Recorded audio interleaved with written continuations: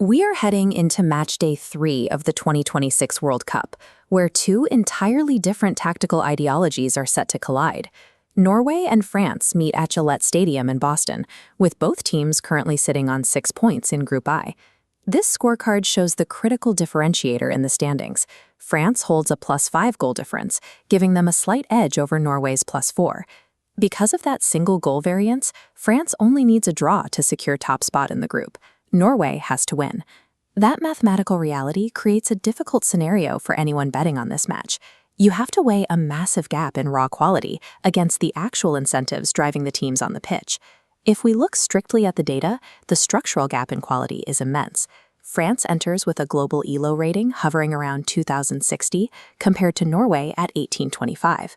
This chart compares their offensive production. France generates 1.75 expected goals per match through a high-volume attack, while Norway averages a highly efficient but lower-volume 1.15. Taken at face value, these baseline statistics point directly toward a multi-goal victory for the French side. But there is a catch.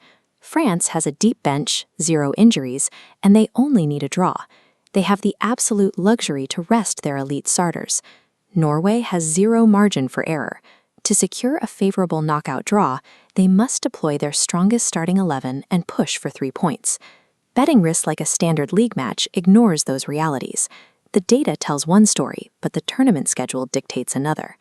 This tactical board shows Norway's primary defensive shape. They operate in a compact 4-3-3 mid-block, choking off the center of the pitch. They use this density to frustrate superior possession teams and force opposing attacks out into the wide areas. The trade-off is steep. By compressing the middle, Norway leaves their fullbacks isolated one-on-one against extreme wide pace.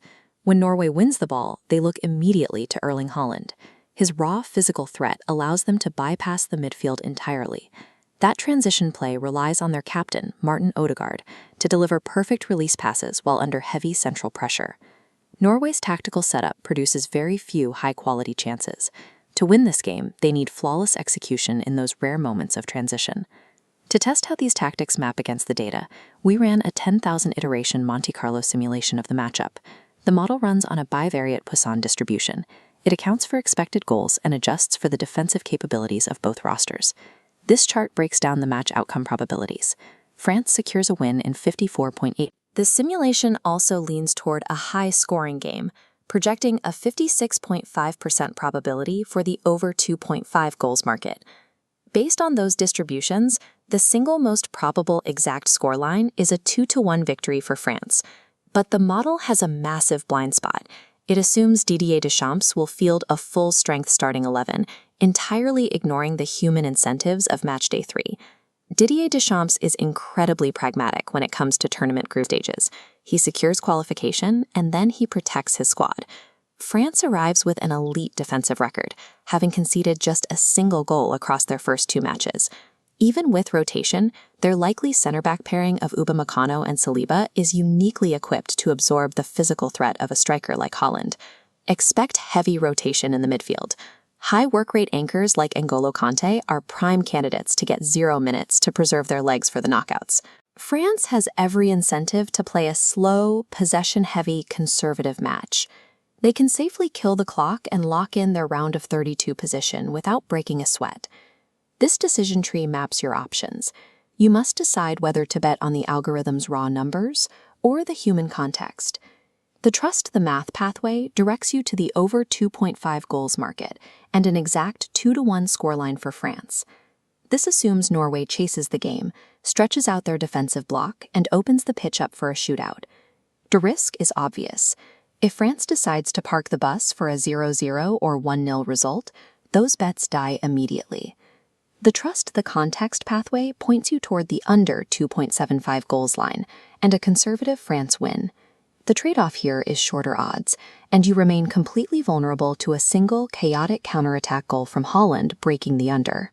Ultimately, your choice of market is a direct wager on how Didier Deschamps manages his team's psychology on the day. There is one specific data point that satisfies both the mathematical model and the tactical reality on the pitch. Look at Kylian Mbappé in the anytime goalscorer market. The simulation shows Mbappe scoring in 48% of all projected French victories. Norway's mid-block isolates their fullbacks. Mbappe operates exactly in those wide channels, giving him a massive matchup advantage regardless of the overall game pace. But if you take this prop, you must verify the starting lineups exactly 1 hour before kickoff. If Deschamps rests him, you pivot. Data gives you the baseline. Context gives you the reality. Measure the gap between the two, and you will find the edge.